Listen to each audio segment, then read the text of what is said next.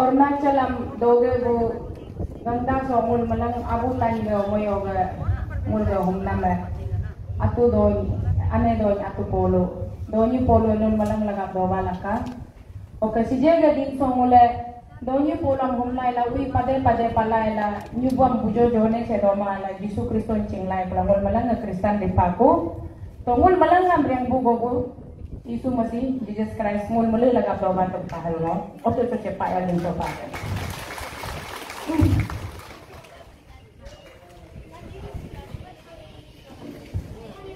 Well, thank you all of you and very good evening to all of you. It's a miracle, it's a magic that such kind of huge support and love that what I'm showing in front of my eyes, even I'm not able to believe in my own eyes. That's really amazing and mesmerizing. For that, once again, love you all and thank you very much.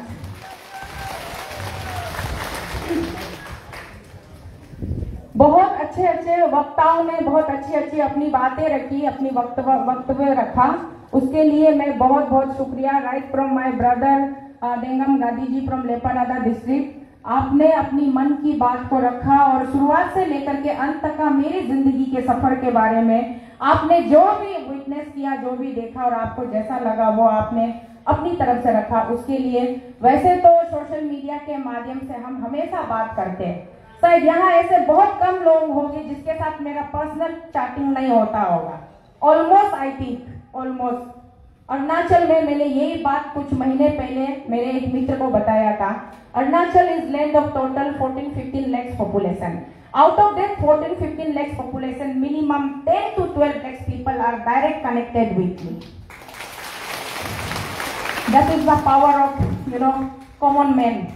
इसलिए मैं हर बार कहती हूँ, don't underestimate the power of common man. We are a common man, we are common public, we are common people. Nothing I have to please you and just offer you. Only I can do is that 24/7 I am available for you all people.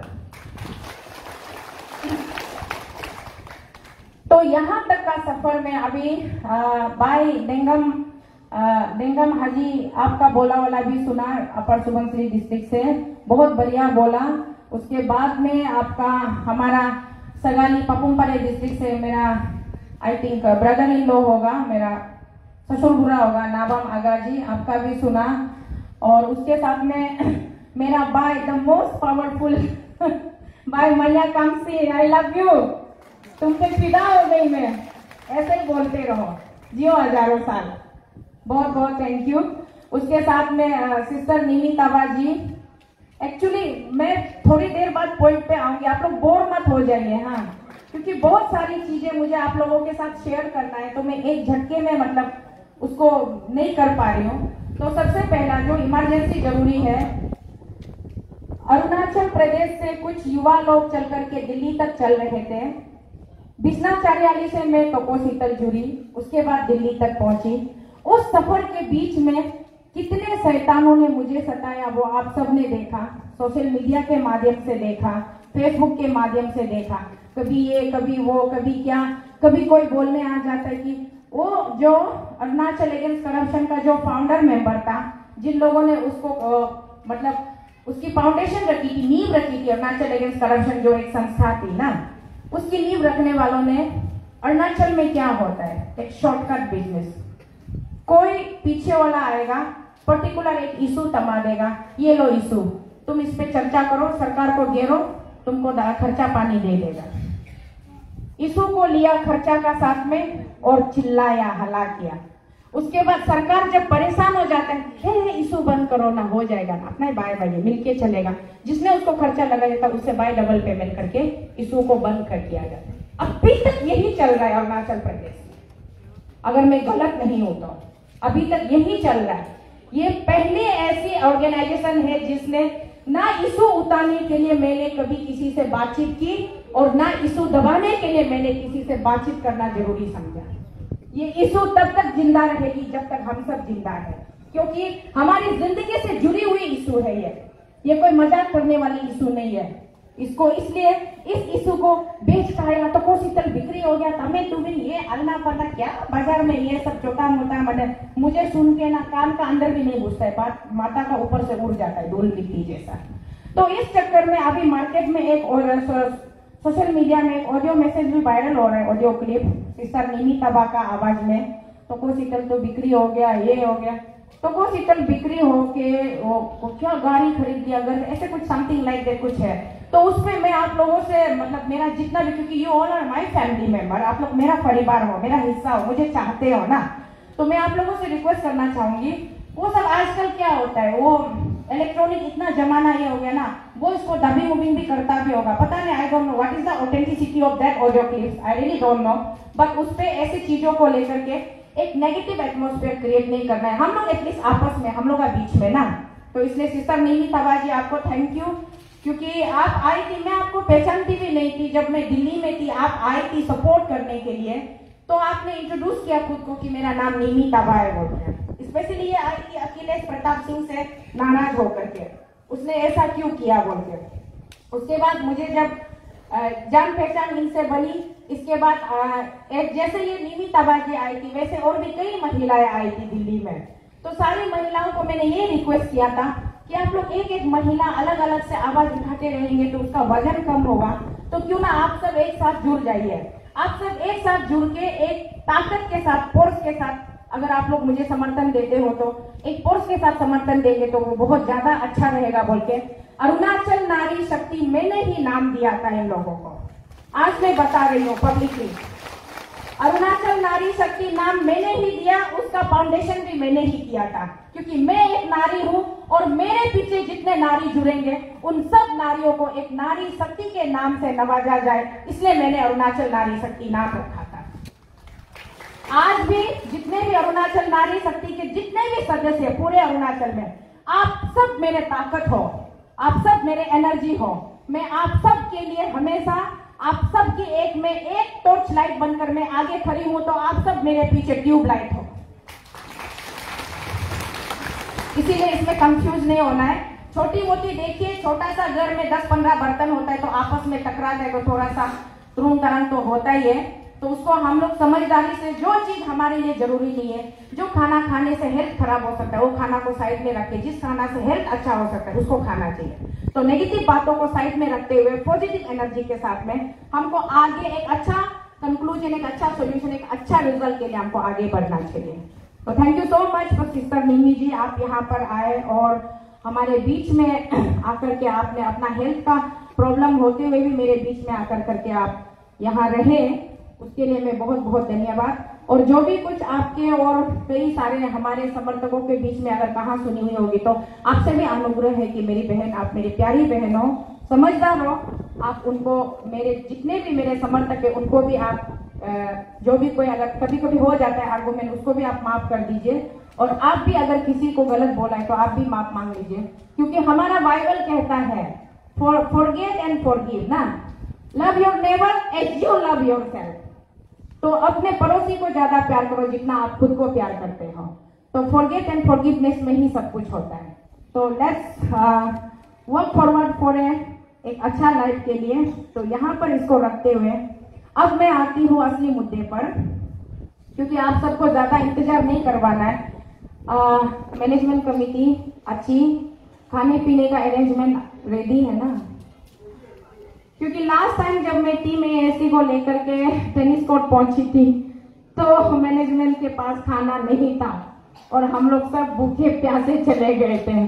तो आज वो चीज दोबारा repeat नहीं होना चाहिए at least, क्योंकि ये मेरे सारे फैमिली मेंबर जो अलग अलग डिस्ट्रिक्ट से आए हैं, और आज यहाँ जितने भी मीडिया पार्टनर्स आए हैं आप सबका भी बहुत बहुत धन्यवाद कवरेज के लिए और ब्रॉडकास्टिंग के लिए।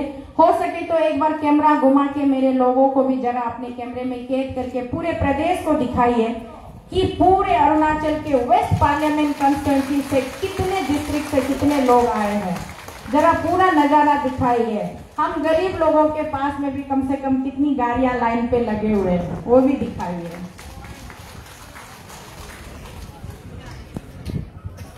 Well thank you. उसके बाद में सबसे पहला मुद्दा है, मैं सबसे पहले आज आप सब मुझे अनी तोको शीतल दीदी के नाम से जानती हूँ।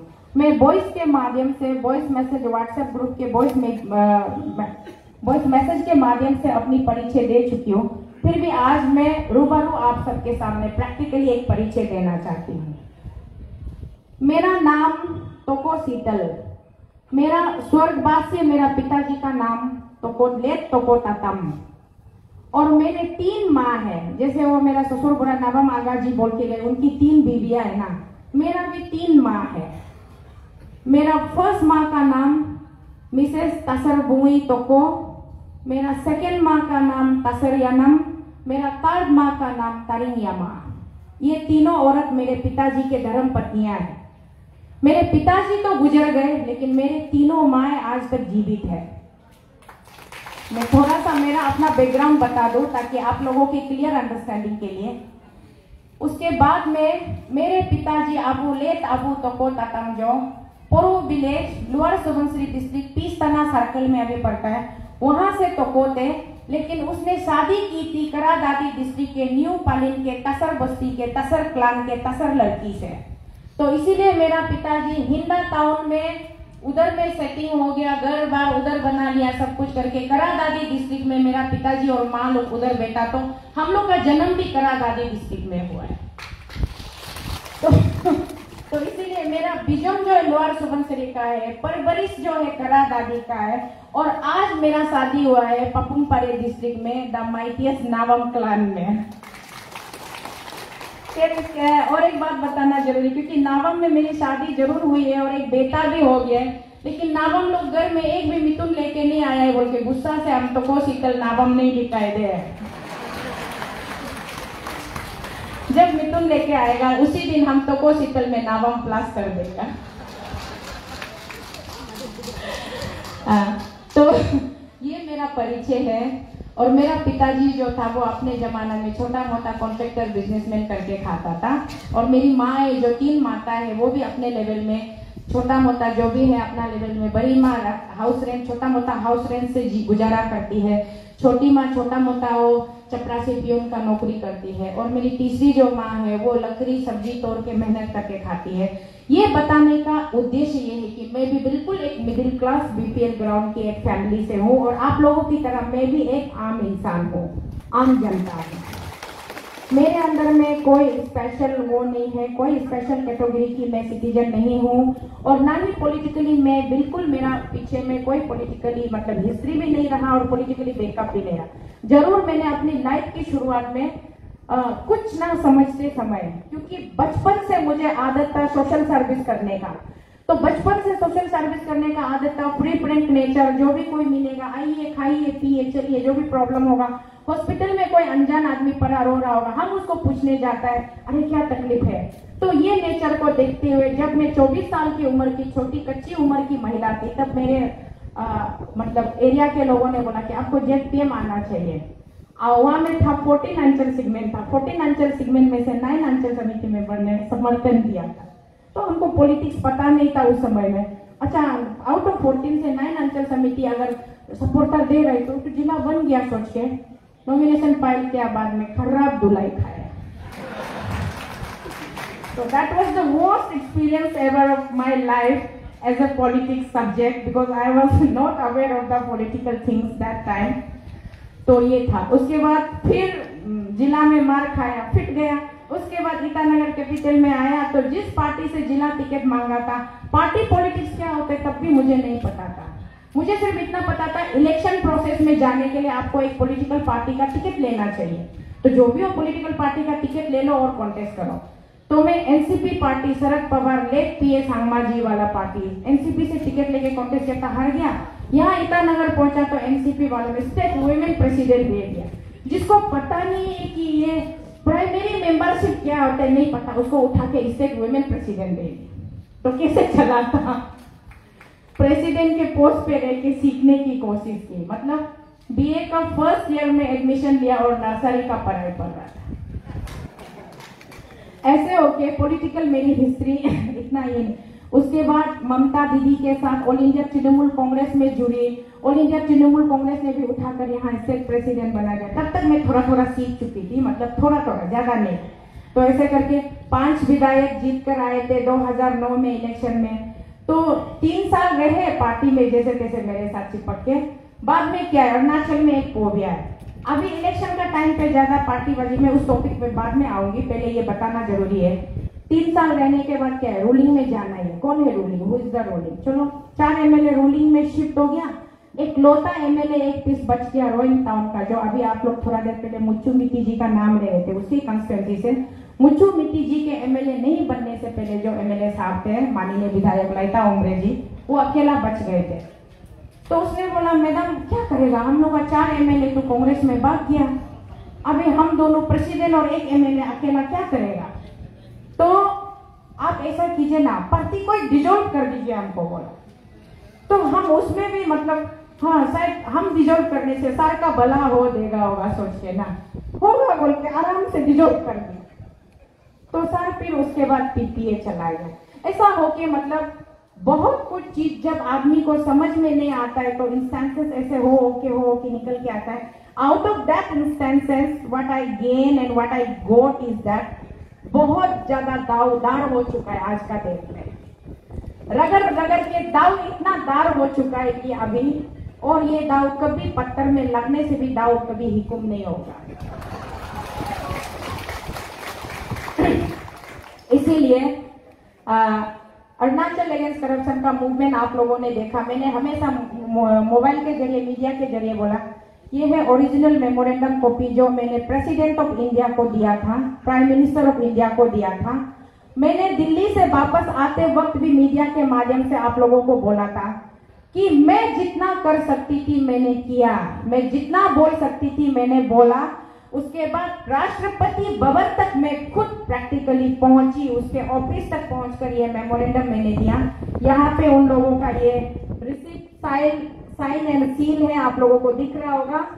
और इतना कुछ करने के बाद ऐसा नहीं कि एक बार सिर्फ दिया, रिपीटेडली बार बार रिपीटेडली मेमोरेंडम दिया कि अरुणाचल प्रदेश में रैम्पेंट करप्शन हो रहा है, इस करप्शन को स्टॉप करने की जरूरत है।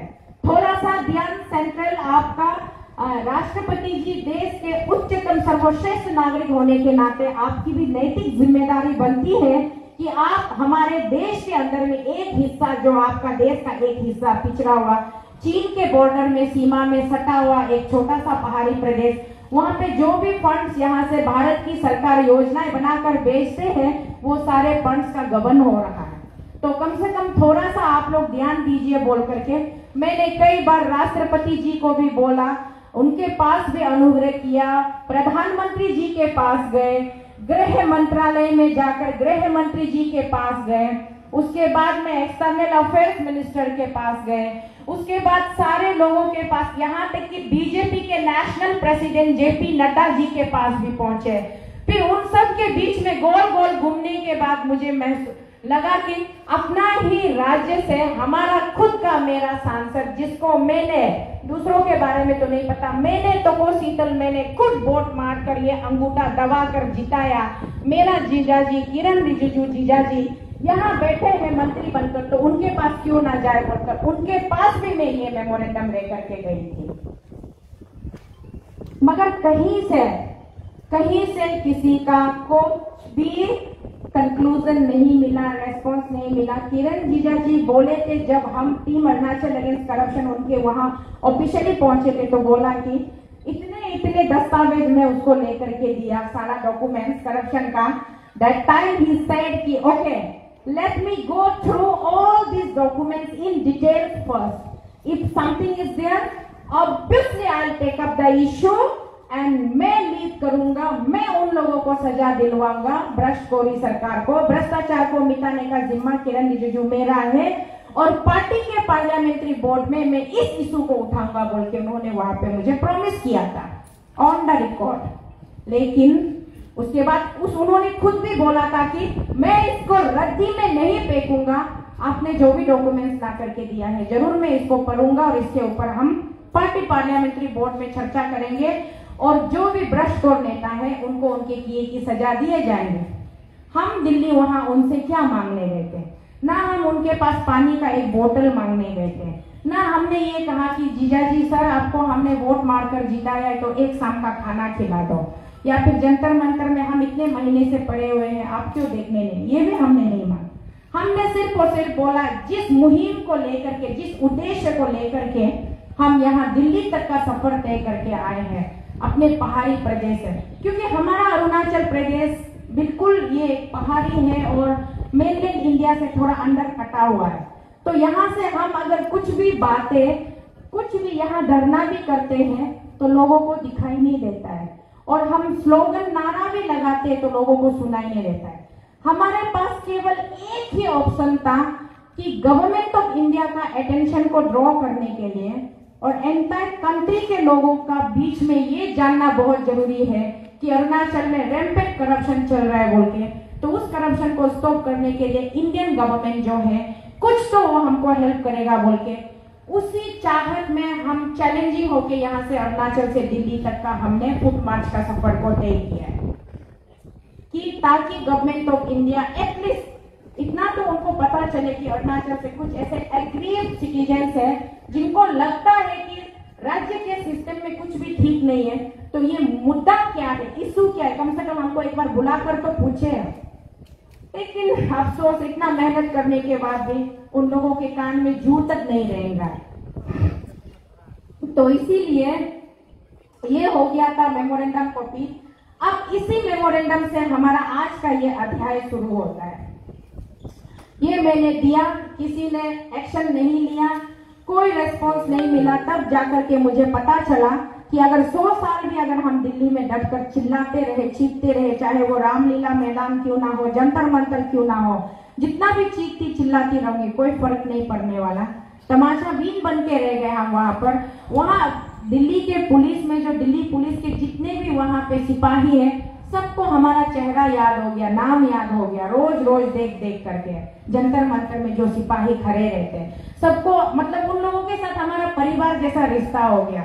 लेकिन भारत की सरकार सुनते नहीं है, प्रधानमंत्री जी सुनते नहीं है। बिल्कुल जंतर मंतर से 5 कदम के दूर पर इंडियन पार्लियामेंट हाउस है, तो उनको तो सुनाई देना चाहिए, लेकिन बिल्कुल सुनाई नहीं दिया।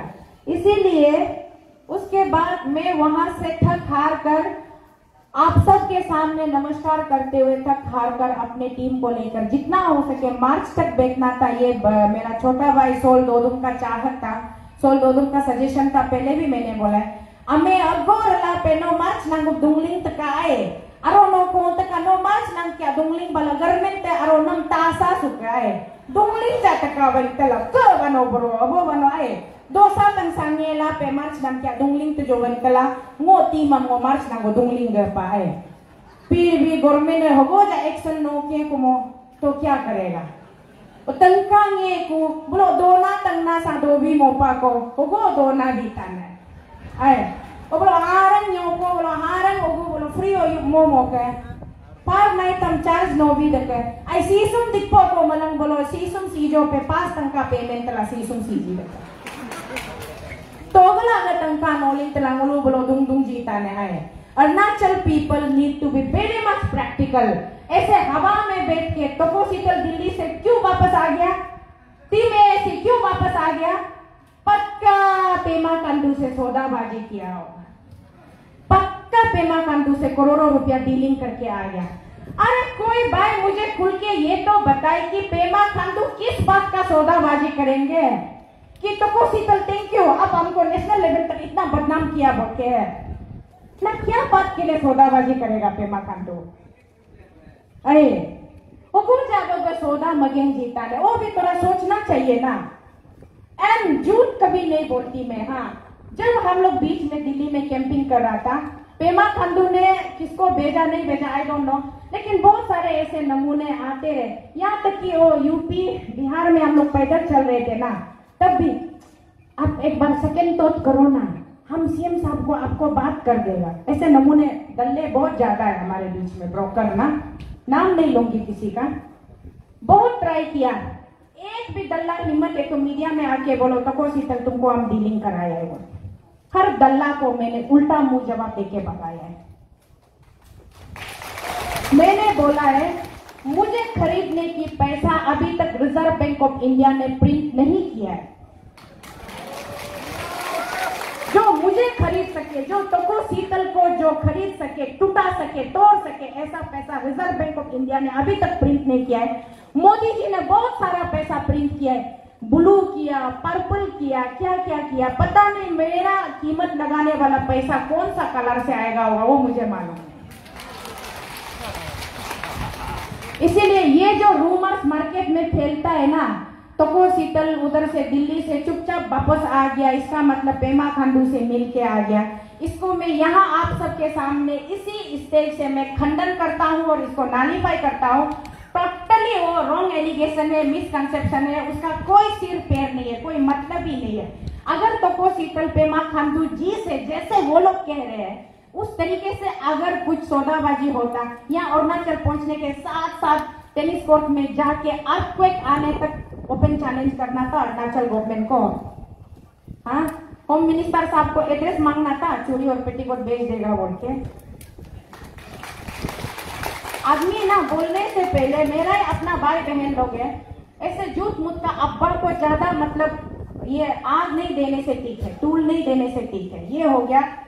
और दूसरा बात, आज यहाँ अरुणाचल में गर्मा गर्मी चल रहा है, सोशल एक्टिविस्ट ही रहना है ना, पॉलिटिक्स में क्यों आना है ना। This is the talk of the day now at Arunachal प्रदेश।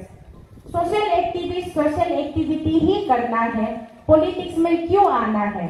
इसका मतलब, इसका पहले से मतलब इसका एम्बिशन था पॉलिटिक्स में आने का, इतना नाटक करने का क्या जरूरी था।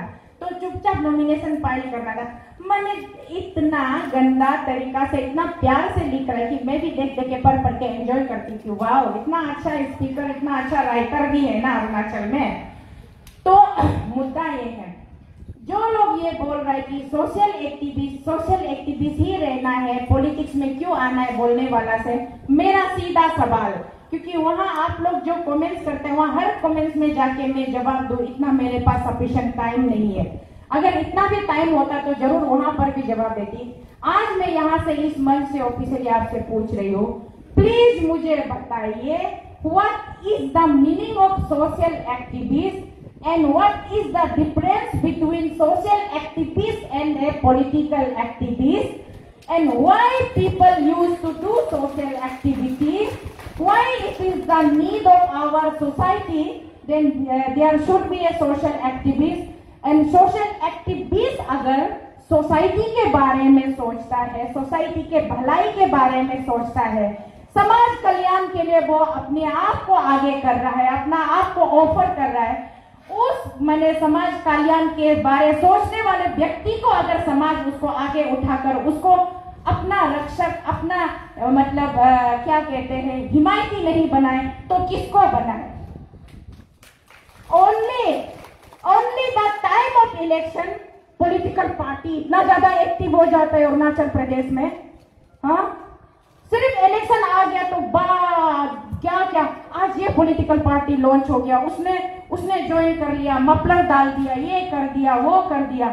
अच्छा, पूरा 5 साल में जब हम इतना पिछले, मैं तो ये सिर्फ एएसी में मूवमेंट किया वाला 2022 में आप लोगों ने मुझे देखा, 2020 से लेकर के मैं करप्शन का अगेंस्ट में सुप्रीम कोर्ट में पीआई फाइल करके मेरा हस्बैंड पिटिशनर बन के लड़ाई लड़ रही हूँ। पिटिशनर को मेरा हस्बैंड को जेल डाल दिया, अप्पू आपा क्या एक लगा, सेंट्रल जेल में 1 महीना रखा। मुझे उठा के पीएचक्यू में दिन भर 8-8, 9-9 घंटा इंट्रोगेशन किया। कितना मैं झेल के आ रही हूँ अंदर से अंदर, वो मैंने सोशलाइज नहीं किया, मीडिया में पब्लिश नहीं किया, इसलिए आप लोगों को पता नहीं है। आज का डेट में मेरा अपना प्रॉपर्टी, माँ पिताजी का जमीन जायदाद गिरवी रखा हुआ है। मैं लोकल फंड से पैसा उठा के वहां में ये क्या बोलता है सुप्रीम कोर्ट में पिटीशन फाइल कर रहा है करप्शन का अगेंस्ट में। हियरिंग होने ही नहीं देता है वहां। हम 1 करोड़ खर्चा करता है तो वो लोग कितना करोड़ डालता होगा मालूम नहीं, हियरिंग ही होने नहीं देता है। तो इतना साल से मैं समाज के हित के लिए ही, किसी समाज ने मुझे नहीं बोला था तो कोशिश अब हम लोग का भलाई के लिए करो, ये मेरा आत्मा जो है ना, मेरा आत्मा, मेरा जमीर ने मुझे बोला कि नहीं ये गलत हो रहा है, तो गलत का खिलाफ में आवाज उठाना चाहिए। उठाऊंगी मैं, और मैं जरूर आगे बढ़ूंगी सोच करके। मैं एक महिला जरूर हूँ, इसलिए मैं कभी कभी कहती हूँ, लोग मुझे पूछते हैं आप महिला होकर के इतना कैसे साहसी हो सकते हो, तो मैं जवाब देती हूँ। सबसे पहले तो मैं भूल जाती हूँ कि मैं महिला, मुझे याद रहता है कि केवल मैं एक इंसान हूँ। तो इंसानों की बस्ती में इंसानों की तरह रहना चाहिए, हैवानों की तरह नहीं, जानवरों की तरह नहीं। तो इसीलिए मैं इतना साल से सोशल एक्टिविटी कर रही थी। मैं सरकार के अगेंस्ट में कई बार धरना किया, आरके मिशन हॉस्पिटल से लेके राजभवन तक गया, जब नावम तुकी साहब का सरकार था, कांग्रेस का सरकार था। उसके बाद में इस पेमा खांडू जी के सरकार के अगेंस्ट में भी आकाशदीप से लेके टेनिस कोर्ट, यहाँ से बैंक तिनाली से लेके सिद्धार्था हॉल तक, कहां तक मैंने धरना नहीं किया, रैली नहीं किया। हर बार मैंने अपना गला फाड़ा। अरुणाचल प्रदेश में इतने सालों से मैं जो काम कर रही हूँ, वो काम अरुणाचल प्रदेश में एक अच्छा स्ट्रॉन्ग ऑपोजिशन पॉलिटिकल पार्टी को करना चाहिए था, जहां तक मैं सोचती हूँ। लेकिन किसी ने नहीं किया, क्योंकि 4 साल तो इनको नाम से पार्टी का प्रेसिडेंट सेक्रेटरी बन के बैठना है, लेकिन जो भी कोई रूलिंग में बैठता है, जो भी कोई पावर में बैठता है, उसका आगे पीछे आपको चापलूसी करके घूमना है। अभी मैं सीधा मुद्दा पर आती हूँ। सोशल एक्टिविस्ट क्यों समाज कल्याण काम छोड़ के पॉलिटिक्स में आ रहा है बोला है, तो मुझे सिर्फ उसका डिफरेंस बताना है कि सोशल एक्टिविस्ट का और पॉलिटिकल एक्टिविस्ट का डिफरेंस क्या है। वो मुझे दोबारा आप लोग मीडिया में लिख के बताइए, उसके बाद मैं अच्छा ये भी होता है देखने के बाद फिर मैं दोबारा जवाब दूंगी। नाउ अगेन इम्पोर्टेंट काम, मुझे डे 1 से लेके आज तक तो शीतल मैंने कभी भी आप लोगों माता पिता को मैंने नहीं बोला कि मुझे पॉलिटिक्स करना है बोल के, मुझे पॉलिटिक्स इंटरेस्ट है बोल के मैंने कभी नहीं बोला। हर बार जब भी मीडिया ने मुझे पूछा तो मैंने बार बार यही जवाब दिया कि पॉलिटिकली मेरी कोई मंशा नहीं है, मेरी कोई पॉलिटिकली मंशा नहीं, मैं दिल से मैं एक समाज कार्य कर रही हूँ। ये मेरा हमेशा से स्टैंड रहा है। लेकिन आज के डेट में मुझे तोको शीतल को आप ही हमारा प्रतिनिधित्व बनना होगा, आप ही हमारा वेस्ट पार्लियामेंट का रिप्रेजेंटेटिव बन के वहां दिल्ली में पार्लियामेंट हाउस में जाना होगा बोल के बोलने वाला। मेरा वो जो छोटा सा मोबाइल फोन है, पता नहीं कितना मेमोरी है, वहां हम 12 लाख लोगों को डायरेक्ट डिस्कशन करता है, चैटिंग करता है, और इतना सारा मैसेजेस वहां आया हुआ है। रो रो के वीडियो बना के भेजने वाला भी है और चैटिंग में लिखने वाला भी है, सबूत है। तो को शीतल आपको एमपी खड़ा करना ही होगा बोल के मेरा 12 ब्लेस पब्लिक ने मुझे वहां पे रिक्वेस्ट भेजा। और चाहे ईस्टर्न का हो वेस्टर्न का हो, दोनों पार्ट से, ईस्टर्न में भी मेरा बहुत ज्यादा वेल विशर लोग है। तो इसी मैसेज को रिसीव करने के बाद, इसी डिमांड को देखने के बाद मैंने भी महसूस किया, मैं सिर्फ पब्लिक के ऊपर ब्लेम नहीं करूंगी, मैं आधा अपना हिस्सा भी लूंगी। मैंने भी महसूस किया जब मेरा पब्लिक इतना चाहता है, और मेरा भी उद्देश्य क्या है, समाज को एक रिफॉर्मेशन लाना है, सोसाइटी का एक थोड़ा सा भला हो जाए, ये भलाई करो बोल के इस सरकार को मैंने कितना चिल्लाया, कितना रिक्वेस्ट किया, कितना ताना मारा कि आप अच्छा काम करो, हम आपकी जय जयकार करेंगे। मुझे जरूरत नहीं थी एक उनके विरोधी बनकर के आज उभर के सामने आने की। अगर ये अच्छा काम करते तो, ये अच्छा काम नहीं कर रहे हैं तो मुझे भी ये लगा कि अरुणाचल में तो कोई स्ट्रॉन्ग ऑपोजिशन तो है नहीं। जब स्ट्रॉन्ग ऑपोजिशन नहीं है तो को शीतल में अकेला आज तक ऐसे समाज कार्यकर्ता के रूप में स्ट्रॉन्ग ऑपोजिशन का रोल प्ले करती रही, तो लोगों ने खूब मजा उठाया, खूब लूट उठाया। तो आज मैं खुद ही क्यों ना एक स्ट्रॉन्ग ऑपोजिशन बन जाती हूँ। मुझे कई लोग कहते हैं बड़ा पॉलिटिकल पार्टी में टिकट क्यों नहीं लिया, एनपीपी में लेना चाहिए, कांग्रेस आई में लेना चाहिए, जेडीयू में लेना चाहिए, आम आदमी पार्टी में लेना चाहिए। ये क्या जीएसपी है, असम का पार्टी को क्यों लाया? सोशल मीडिया में ये क्वेश्चन सर्कुलेट किया जा रहा है कि ये आतंकवादी पार्टी है। उसके बाद बोला अभी लेटेस्ट में ये कि ये किरण रिजिजू का बी टीम है। तो आप लोग जरा बताइए, तो शीतल का आंख से आंख डालकर, मेरा चेहरा में चेहरा आई कांटेक्ट डाल के बताइए, ये औरत किरण रिजिजू का बी टीम बनने लायक औरत है? हाँ। मुझे बड़ा हंसी आता है यार। मैं आप लोगों को बताती हूँ इसमें कंफ्यूजन क्या है। नंबर 1 कंफ्यूजन है ये पार्टी जो है गण सुरक्षा पार्टी के बारे में मैं बताती हूँ। अभी गण सुरक्षा पार्टी जो है फॉर्म हुआ है 2019 में। इसका फाउंडर मेंबर है Naba Kumar Sarania, honourable member of parliament from Assam Kokrajhar, और वो एक शरण्या कम्युनिटी से है जिसको सब बोरो भी कहा जाता है। वो फुल प्लेस बोरो में भी शायद नहीं आता है। तो शरण्या साहब टू टाइमर वो एमपी बन चुके हैं कोकराझार कॉन्स्टिट्यूएंसी से, लेकिन इंडिपेंडेंस है, किसी पॉलिटिकल पार्टी से नहीं। और उससे पहले शायद उसका पर्सनल लाइफ का एक्सपीरियंस, वो पहले 709 बटालियन उल्पा का चीफ कमांडर था वो शरण्या साहब, जो पॉलिटिक्स में आने से पहले। उसके बाद उसने कितना साल उल्फा में काम किया होगा मुझे नहीं पता। कुछ साल करने के बाद असम गवर्नमेंट के साथ में उन लोगों ने ऑफिशियली पीस टॉक करके, बातचीत करके उल्फा को ऑफिशियली सरेंडर करने के बाद में एक रेस्पेक्टेबल सिटीजन बन के जब वो असम में रह रहा था, उसके बाद जाकर के उन्होंने ये से इंडिपेंडेंस से, पब्लिक के डिमांड पर इंडिपेंडेंस से एमपी कॉन्टेस्ट किया। 2014 में वो एक बार जीता और 2019 में एक बार जीता। और उस मामूली से दिखने वाले का आम इंसान में क्या खास बात है आपको बताएं। पूरा इंडिया में हम लोग का आउट ऑफ 544 एमपी जो लोकसभा सीट होता है, 500 एबोव लोकसभा सीट में सबसे हाईएस्ट मार्जिनलाइज्ड वोटर्स के साथ विक्ट्री होने वाला ये है नवा कुमार शरण्या। इवन नरेंद्र मोदी से भी ज्यादा वोट इनको मिलता है। ये रिकॉर्ड है इनका इंडिया में, आज तक इनका रिकॉर्ड कोई नहीं तोड़ा है। तो ये उनका पर्सनल लाइफ का एक्सपीरियंस मुझे नहीं पता था। जब हम जंतर मंतर पर अरुणाचल नारी शक्ति टीम, अगर यहाँ 4-5 नारी शक्ति आप लोग आज मौजूद हो तो आप लोगों को याद होगा, जब हम नारी शक्ति टीम 26 नवंबर में जंतर मंतर में हम लोग धरना कर रहे थे, वो दिन था इंडियन कॉन्स्टिट्यूशन डे। क्योंकि कॉन्स्टिट्यूशन को लिख के खत्म हुआ वाला बाबा साहेब भीमराव अंबेडकर ने वो दिन में कॉन्स्टिट्यूशन का ड्राफ्टिंग कंप्लीट हुआ था बोल के वो इंडियन कॉन्स्टिट्यूशन डे था। तो नारी शक्ति टीम हम लोग वहां अपना धरना कर रहा था। तो मेरा पर्स मुलाकात ये नवा कुमार शरण्या साहब से हुआ, क्योंकि हम लोग तो अपना प्रोग्राम कर रहा था ना, वो लोग भी सामने किसी और प्रोग्राम में आए हुए थे। लेकिन उनको जब उन्होंने देखा कि अरे पूरा अपना अरुणाचल का माँ लोग गले पहन के ट्रेडिशनल मिसी ड्रेस पहन के बैठा हुआ है, तो साहब वो अपना प्रोग्राम का मंच से उठ के हमारा मंच में उठ के आ गया। आकर के उन्होंने हमारे बीच में हमारे लिए भी बात रखा, करप्शन के अगेंस्ट भी मुद्दा उठाया। उसके बाद में उन्होंने अपना विजिटिंग कार्ड दिया हम लोग को शायद, तो बोला कि मैं एक ट्राइबल आइडियोलॉजी वाला पॉलिटिकल पार्टी फॉर्म करने जा रहा हूं और आपका ये जो लड़ाई है पॉलिटिक्स में बिना घुसे कभी सक्सेस नहीं होगा। आपका इस लड़ाई को जीतने के लिए आपको पॉलिटिक्स में आना पड़ेगा।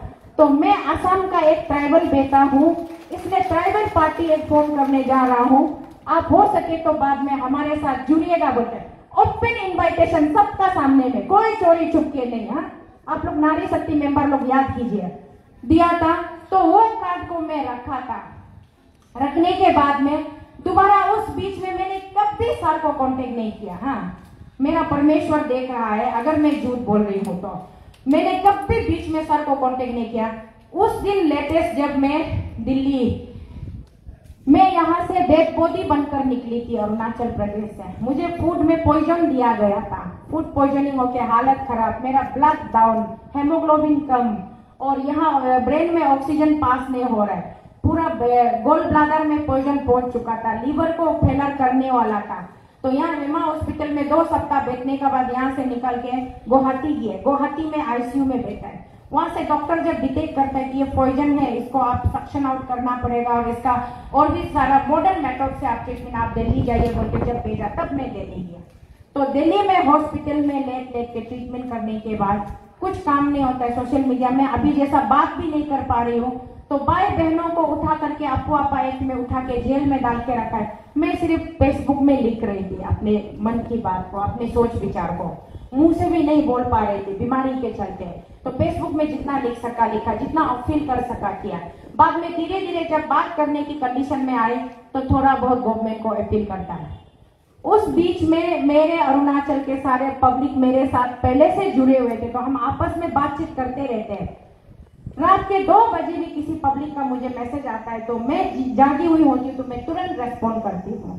अगर गलती से थोड़ा आंख बंद हो जाता है तो मैं चाहे जितना लेट आवर्स हो, मैं देखने के बाद उस मैसेज को मैं जरूर रेस्पॉन्ड करती हूँ। और कोई भी मिस कॉल होता है तो मैं जरूर कॉल बैक करती हूँ। ये मेरी अपनी मेरी अपनी क्वालिटी है कि चाहे 24 घंटा पहले मुझे कॉल किया गया हो या 38 घंटा पहले किया गया, लेकिन मेरे मोबाइल पे मिस कॉल है तो मुझे उसको कॉल भी करना चाहिए, ये मैं सोचती हूँ।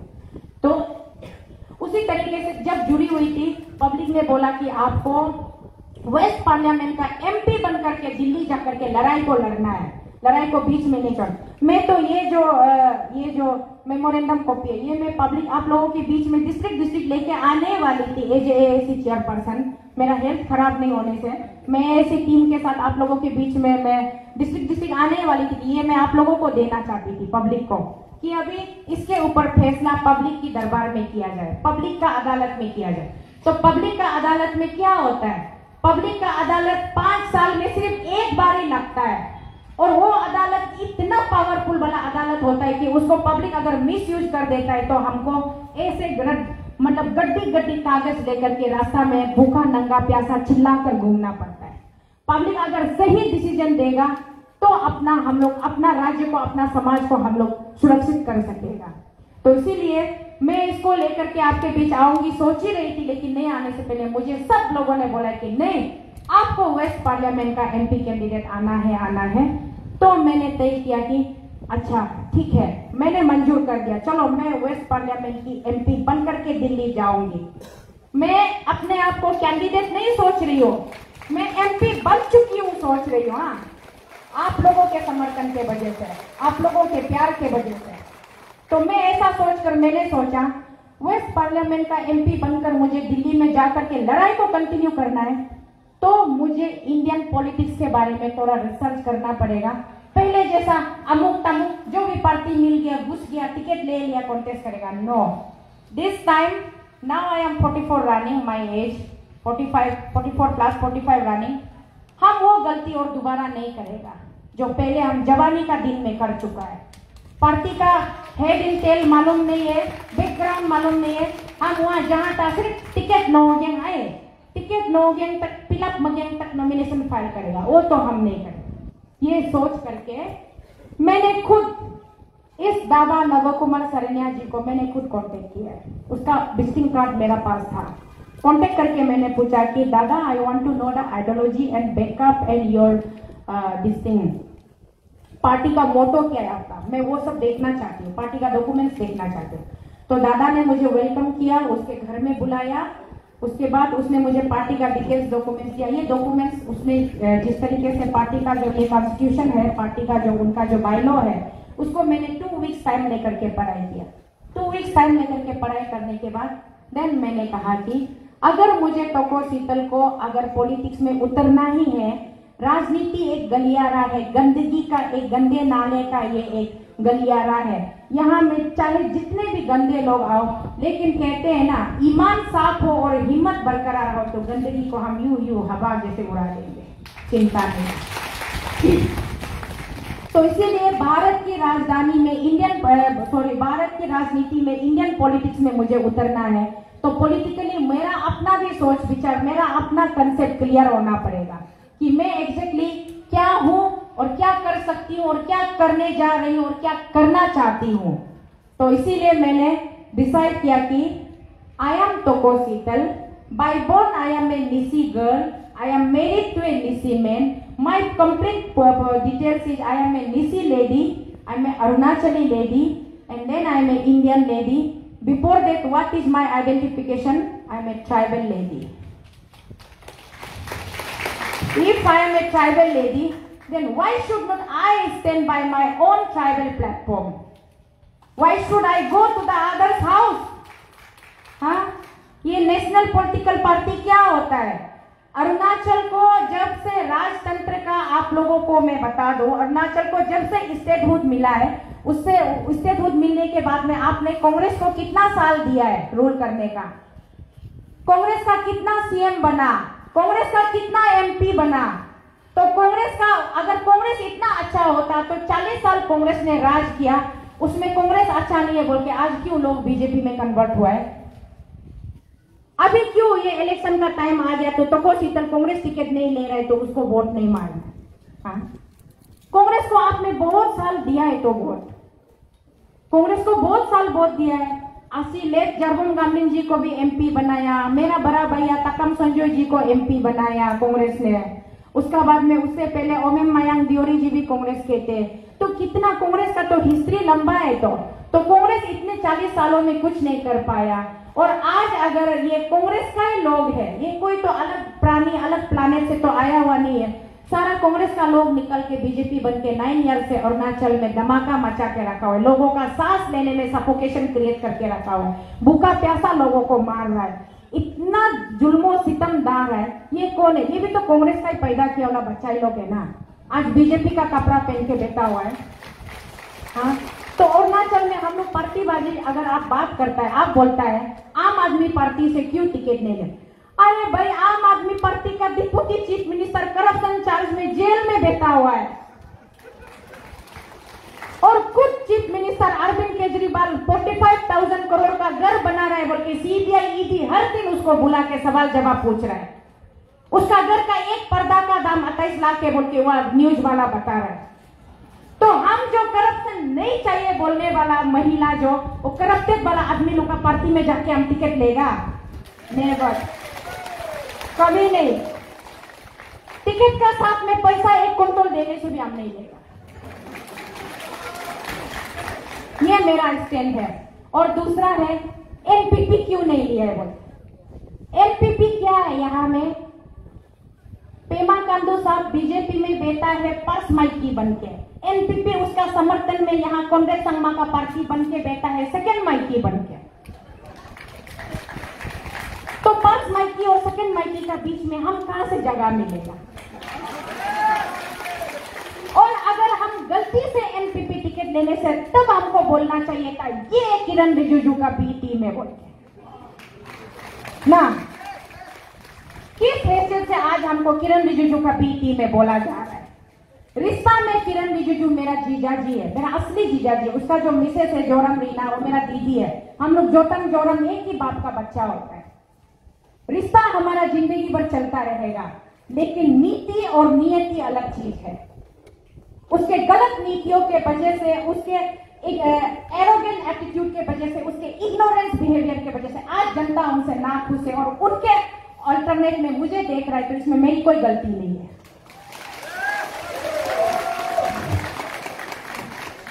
इसीलिए मैं एनपीपी नहीं जा सकती, क्योंकि सेकेंड माइकी का पास में तो हम जाके फायदा नहीं है। पर्स माइकी वाला लोग सेकेंड माइकी को हमेशा थोड़ा सुपर सेट करता ही है, डोमिनेट करता ही है ना, फायदा नहीं है। आपने थोड़ा देर पहले नाम लिया मुच्चू मिट्टी का, आपने बाई